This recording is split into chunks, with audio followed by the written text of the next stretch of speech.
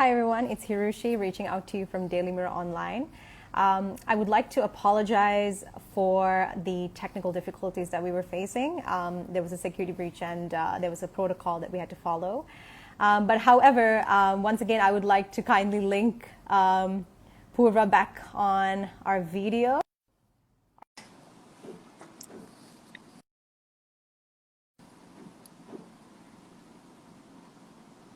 Hey, there you are.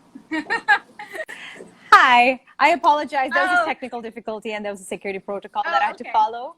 But it's lovely to know that you were on board and yeah, welcome back. And for those who are just joining with us, this is In Conversation with Hirushi, and we're going to be talking exclusively on the link between meat eating and certain deadly diseases. And for that, we have with us Poorva Joshipura, Senior Vice President of the International Affairs of PETA. So Hi. yes, so we were talking about. Yes. So I was saying that we are all in globally. We are all in this mess. Very likely because somebody went to a live animal meat market in China, and this isn't the first time that that happened. SARS is also caused by a coronavirus. That and both COVID-19 are both thought to have first infected humans at live animal meat markets in China through wildlife. Various deadly bird flus, including H5N1, which has a 60% mortality rate in humans, has also spread through those kinds of markets. And the reason for that is because it's very easy to understand how disease spreads in these kinds of markets, which also exist in Sri Lanka, which also exists throughout Asia and Africa, and even in the United States. It's where live animals are crammed together in cages, often on top of one another. They're usually soaking wet from their own urine and feces and injuries and bodily fluids and blood. And these fluids mix. And when you have different species together, say you have ducks and chickens, or say you have, in the case of China, they have everything sometimes from dogs to peacocks to pangolins all together at these markets. It's very easy to understand how disease can spread between the animals, and then also sometimes to human beings who interact with these animals. And not only that can disease spread between them, but diseases can combine, like viruses can combine and become extremely aggressive. The kind that we have never faced before, which makes it very hard for our bodies to deal with, like what COVID-19 is and like what H5N1 bird flu is. Yes, and also on top of that, I've seen a lot of scientific research and effort being channeled into the connection between meat eating and also non-contagious diseases as well. So I guess there's overall an overconsumption that we see over time. The consumption patterns have changed, and it is beyond the required. It's beyond the required amount apparently. So what from your perspective? Yeah. We don't need to eat animal-derived foods at all. In fact, we thrive without them. There's a study that's shown in, it was published in the JAMA journal, which showed that, we live longer if we're vegetarian or vegan. Vegetarian and vegan diets have been shown to reduce the kinds of diseases that have become rampant in Sri Lanka, like heart disease, certain cancers, diabetes. We get all the nutrients that we need from plant-based foods. And the reason why plant-based foods are so healthy is because they are not only correct for the human body, as we can see, we thrive when we eat vegetables and fruits and legumes and so on. But also, plants don't have a liver to produce cholesterol with. That's why all animal-derived foods, whether it's dairy or whether it's eggs or whether it's meat, they're full of cholesterol, they're full of saturated fat, and this contributes to heart disease. And because it's not suitable for the human body, it's linked to all sorts of other diseases as well. So take, for example, eggs. One study showed that people who consume the most eggs have a 19% increase in their risk of heart disease. those who consume the most eggs also are at increased risk of diabetes and certain cancers, especially colon or rectal cancers, and milk too. You know, milk is baby bovine food. It's for a calf. The same way a dog produces milk for puppies or a cat produces milk for kittens, a cow or a buffalo produces milk for calves. The milk that they produce is supposed to grow a calf into hundreds of kilos within just a year. And so it's no surprise that with increased milk consumption, human beings are now starting to suffer things like heart disease, diabetes, certain cancers, especially ovarian, prostate, and breast cancers are all linked to dairy consumption.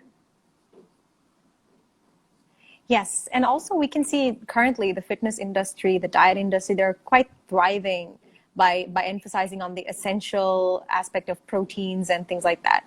Are there any misconceptions woven around these diets? If you can maybe bring up one or two that comes to your mind. Oh, well, sure. I mean, the number one misconception that people have is that you need to eat animals for protein.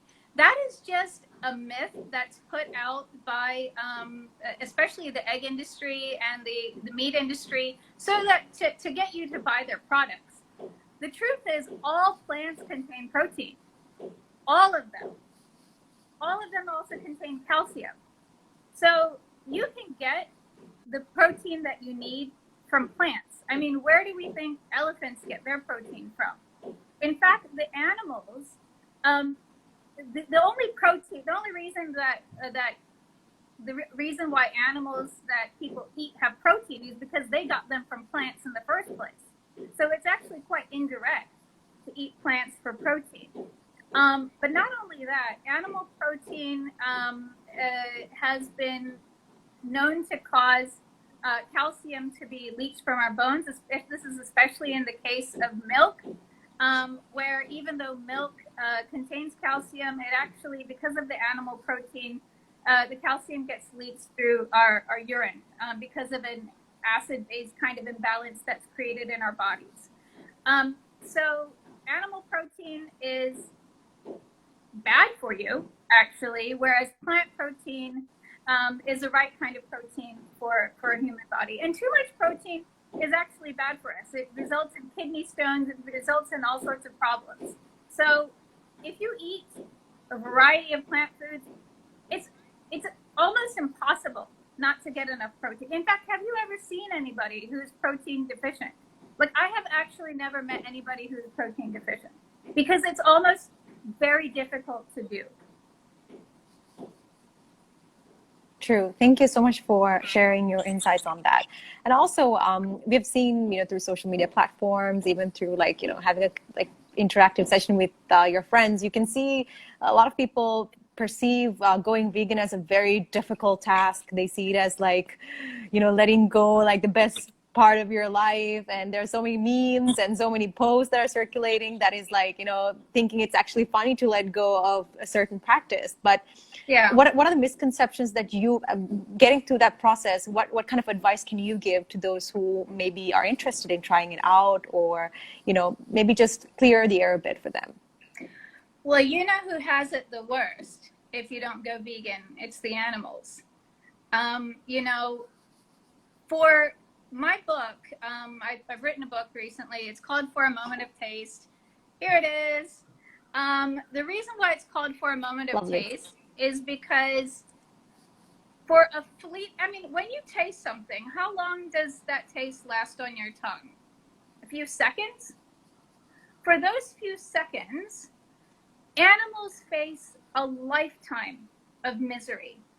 And most of the animals in the world today are factory farmed. Increasingly chickens and dairy animals in Sri Lanka especially are factory farmed. And the whole concept of factory farms is to cram the most numbers of animals into the least amount of space.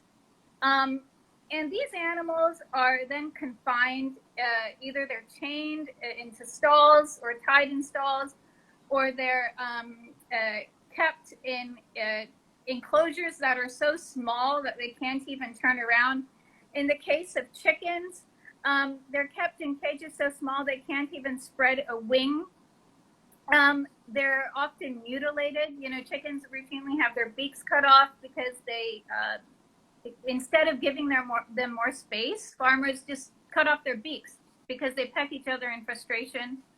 You know, and they're denied absolutely everything that is natural and important to them for what is, after all, a fleeting moment of taste. So more and more people around the world are thinking about that cost-benefit analysis and deciding that no, it's not worth those few seconds to put somebody else through that lifetime of misery. And so, you know, increasingly, more and more people, especially millennials, are taking meat off their plate. There was one study that showed about 70% of people around the world these days are either going vegetarian or reducing their meat intake, and that's being driven by millennials. So I think more and more people are finding being cruel to animals the weird decision, rather than the one being kind to animals. It's so easy just to not eat animals. You know, it says that you take about 21 days to build a new habit. Try it for 21 days. Over time, you not only will not miss it, but you'll actually develop a strong distaste for it because you'll remember the cruelty that it represents. Yes, thank you so much for, you know, maybe that holds a part of your experience as well. And personally, what would you recommend in terms of, you know, some nice substitutes or what kind of, you know, if someone is concerned about their protein intake, if someone is concerned about a certain nutrient that they want to, you know, take it on a daily basis, what kind of substitutes or what kind of alternatives would you recommend on a practical scale? Well, just one egg just has 6 grams of protein. A cup of dal has like 18. So you are going to be completely fine just eating like the regular veggie foods that you have in Sri Lanka, and you have an abundance of them. I've been to Sri Lanka. The food is just, the veggie We're blessed with a lot of amazing. crops, yeah. You know, you have a whole plate full of like countless different types of vegetables. If you eat that, you're going to be completely fine. You know, and as far as substitutes, you don't really need a substitute for something bad. Like, you don't need a substitute for cigarettes because it's bad for you. But if you do want something that is like tastes meaty or so on, you know, you can use tofu. If there's different types of mock meats available now in Sri Lanka, you might want to try that. Jackfruit is very stringy and it's kind of chicken-like, and a lot of people use that as a meat substitute. Soya milk, almond milk, and this kind of thing. You can actually make these nut milks at home. You don't even have to buy them from the store. There is a website, an Indian website called Sharan, SHARAN, which is a vegan advocacy organization, and they have lots of recipes and so on their site. For cooking, you can use things like mashed up bananas instead of eggs, tofu instead of eggs. So there's lots of different ways, and there's lots of websites these days about vegan cooking and vegan tips that people might want to check out. Thank you so much for your information. And also, I would like to know how the community who is joining with us can actually support the cause. How can they get in touch with PETA? How can they follow up on the amazing work that you're up to? So they can log on to our website, PETAindia.com. They can sign up for our activist network and our e-news, and we'll send them regular information and tips on how they can get active for animals.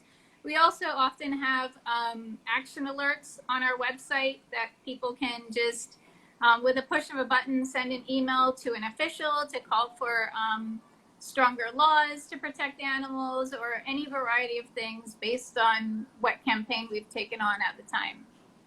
And you know what? There's always going to be someone in your community who shares your passion for animals.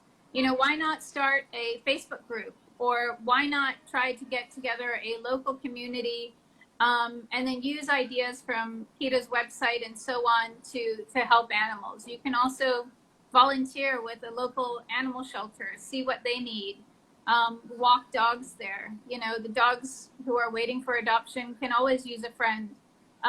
So there's countless things like that, looking out for stray animals that people can do. All right. Thank you so much for sparing some time to talk about something that is quite a pressing issue. And, you know, when you see the big picture, everything has a domino effect on each other. So sometimes we have to take a moment out of our ego, our temptations, and to see, you know, what really works for us on the long run. So thank you so much for bringing light into something that people are not too vocal about, but something that we need to bring to the table, at least this year. So thank you, Poorva, for joining me with us. All the very best with your future endeavors. Thank you. Bye. See you. Bye. Bye.